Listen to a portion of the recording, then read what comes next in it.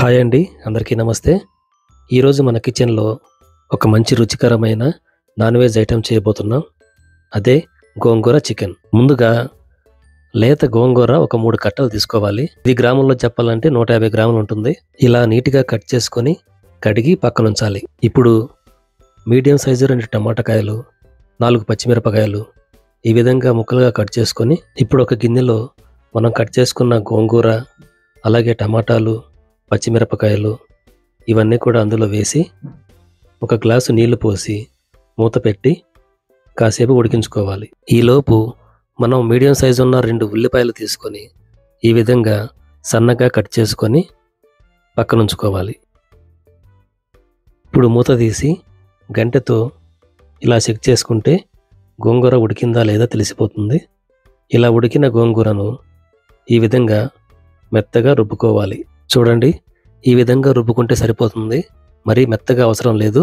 ఇప్పుడు స్టవ్ మీద ఒక కడాయి పెట్టి అందులో సుమారు ఒక 50 గ్రాముల నూనె వేసుకొని ఈ ప్లేట్లో చూపిస్తున్న మసాలా దినుసులు వేసి కాసేపు వేయించి అందులో మనం సన్నగా కట్ చేసుకున్న ఉల్లిపాయ ముక్కలు, అలాగే 2 ఎండుమిర్చి వేసి కాసేపు వేయించాలి. ఇలా కాసేపు వేగిన తర్వాత అందులో 2 స్పూన్లు అల్లం వెల్లుల్లి పేస్ట్ కూడా వేసి పచ్చివాసన పోయేంత వరకు వేయించుకోవాలి. ఇప్పుడు ఒక రెమ్మ కరివేపాకు వేసి కాసేపు నెమ్మదిగా కలుపుతూ వేయించాలి.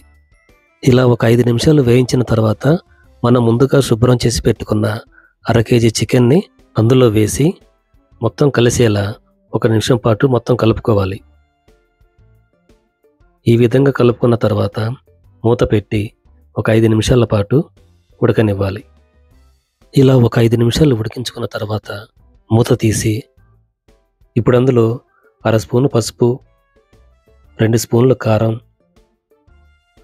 1 స్పూను ఉప్పు, 1 స్పూను ధనియాల పొడి, 1 స్పూను చికెన్ మసాలా వేసి ఈ విధంగా కలుపుకుంటూ 2 నిమిషాల పాటు ఉడికించుకోవాలి. చూడండి, ఇందులో నీళ్ళేమి వేయలేదు, ఎందుకంటే చికెన్లో ఉన్న నీళ్ళే సరిపోతాయి. ఇప్పుడు మనం ముందుగా రుబ్బి పెట్టుకున్న గోంగూరను ఇందులో వేయాలి. వేసి ఇలా మొత్తం చక్కగా కలుపుకోవాలి. ఈ స్టేజిలో మీరు కావాలంటే గ్రేవీ కోసం కొన్ని నీళ్లు వేసుకోవచ్చు, నేను వేయట్లేదు. ఇలా ఒక 5 నిమిషాలు ఉడికిన తర్వాత అందులో కొంచెం కొత్తిమీర తరుగు చల్లి మొత్తం ఒకసారి కలిపి దింపేసేయాలి. అంతే, ఎంతో రుచికరమైన గోంగూర చికెన్ రెడీ. సో ఈ రెసిపీ మీకు నచ్చినట్లయితే మీరు ట్రై చేసి మీకు ఎలా కుదిరిందో కామెంట్ సెక్షన్లో తెలియజేయండి.